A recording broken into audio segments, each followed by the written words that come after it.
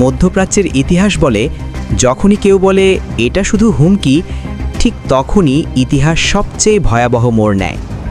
আজ আমরা এমন এক সন্ধিক্ষণে দাঁড়িয়ে আছি যেখানে একটি সিদ্ধান্ত পুরো পৃথিবীর মানচিত্র বদলে দিতে পারে। ইরানের রেভলিউশনারি গার্ড আইআরজিসি সরাসরি আমেরিকা এবং ডোনাল্ড ট্রাম্পকে উদ্দেশ্য করে যে ভাষায় কথা বলেছে তা কূটনীতির নয়, তা যুদ্ধের ভাষা। তারা বলেছে, আর একবার ভুল করলে মধ্যপ্রাচ্য থেকে মার্কিন ঘাঁটিগুলোকে ইতিহাস বানিয়ে দেওয়া হবে।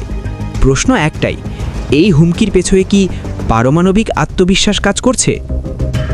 2025 সালের জুন মাসের সেই 12 দিনের যুদ্ধ ইরানের জন্য ছিল এক ঐতিহাসিক টার্নিং পয়েন্ট। প্রথম ধাক্কায় মিসাইল ডিপো ধ্বংস, ড্রোন লাইন ভেঙে পড়ে, অর্থনীতি আরও চাপে। পশ্চিমা মিডিয়ার শিরোনাম ছিল ইরান শেষ, কিন্তু বাস্তবতা ছিল ভিন্ন।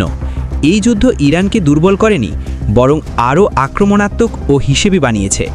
এখান থেকেই শুরু হয় এক নীরব পুনর্গঠন। ইরান একা ঘুরে দাঁড়াতে পারেনি, একথা আজ আর গোপন নয়। আন্তর্জাতিক গোয়েন্দা মহলের মতে চীন ইরানকে ব্যবহার করছে মধ্যপ্রাচ্যে আমেরিকার প্রভাব দুর্বল করার অস্ত্র হিসেবে। কিন্তু চীন এত বোকা নয় যে সরাসরি অস্ত্র পাঠাবে। তারা খেলছে গ্রে জোন গেম।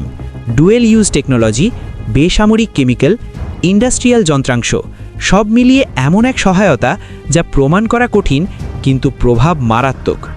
500 মিসাইলের বাস্তবতা। সোডিয়াম পারক্লোরেট নামটা শুনতে নিরীহ, কিন্তু সামরিক বিশ্লেষকেরা বলেন একে নীরব গণবিধ্বংসী উপাদান। এই এক কেমিক্যাল দিয়ে 500+ সলিড ফুয়েল মিসাইল, কয়েক হাজার কিলোমিটার রেঞ্জ, মিনিটের মধ্যে উৎক্ষেপণ। সলিড ফুয়েল মানে যে কোনো সতর্কতা নেই, কোনো প্রস্তুতি ধরা পড়ে না, পাল্টা আঘাতের সময় নেই। এটা শুধু অস্ত্র নয়, এটা টাইম প্রেশার অস্ত্র। ইসরায়েলের দুশ্চিন্তা। ইসরায়েল জানে এই যুদ্ধ তাদের জন্য অস্তিত্বের প্রশ্ন, তাই তারা এখন আর শুধু বোমা গুনছে না, গুনছে সার্ভার, কোড আর অ্যালগোরিদম। ইরানের সাইবার ইউনিট, আয়রন ডোম, বিদ্যুৎ গ্রিড, পানি শোধনাগার, সামরিক কমিউনিকেশন সবই টার্গেটে। একজন ইসরায়েলি বিশ্লেষকের ভাষায়, আমরা এখন ডিজিটাল কাচের ঘরে বসে আছি। একটা সফল সাইবার ব্রেকই যথেষ্ট পুরো ডিফেন্স সিস্টেম অন্ধ করে দিতে। এখন আসি সেই প্রশ্নে যেটা শুনলেই বিশ্ব শিউরে ওঠে, পারমাণবিক বোমা। ইতালির গবেষণা সংস্থা দাবি করছে খামেনি কম্প্যাক্ট নিউক্লিয়ার ওয়ারহেড ডিজাইনের অনুমতি দিয়েছেন। আইএইএ বলছে ইরানের কাছে 60% সমৃদ্ধ ইউরেনিয়াম আছে। বিশেষজ্ঞরা বলছেন 90% যেতে সময় লাগবে সপ্তাহ, বছর নয়। কিন্তু সবচেয়ে ভয়ঙ্কর তথ্য, ইরান এখন ইউরেনিয়ামের চেয়ে ওয়ারহেড ফিটিং আর মিসাইল অ্যাডাপ্টেশনে বেশি মনোযোগ দিচ্ছে। অর্থাৎ তারা ভাবছে ব্যবহার কিভাবে করব। আমেরিকার জটিলতা। আমেরিকার সামনে সমস্যার পাহাড়। যুদ্ধ করলে মধ্যপ্রাচ্য জ্বলে উঠবে, তেলের দাম বিস্ফোরণ। চীন সুবিধা পাবে তাইওয়ান ফ্রন্টে। না করলে ইরান আরও সাহসী হবে, মিত্ররা আস্থা হারাবে, পারমাণবিক দৃষ্টান্ত তৈরি হবে। এই কারণেই ওয়াশিংটন এখন দ্বিধায়। ট্রাম্প প্রশাসনের ঘনিষ্ঠ সূত্র বলছে এই সিদ্ধান্তে ভুল মানে ইতিহাসের সবচেয়ে বড় ভুল হতে পারে।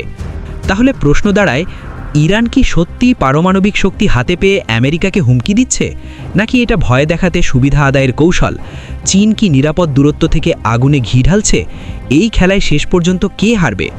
একটা বিষয় নিশ্চিত, মধ্যপ্রাচ্যের আকাশে যে মেঘ জমেছে তা সাধারণ ঝড় নয়, এটা হতে পারে তৃতীয় বিশ্বযুদ্ধের পূর্বাভাস। শক্তিশালী ক্লোজিং।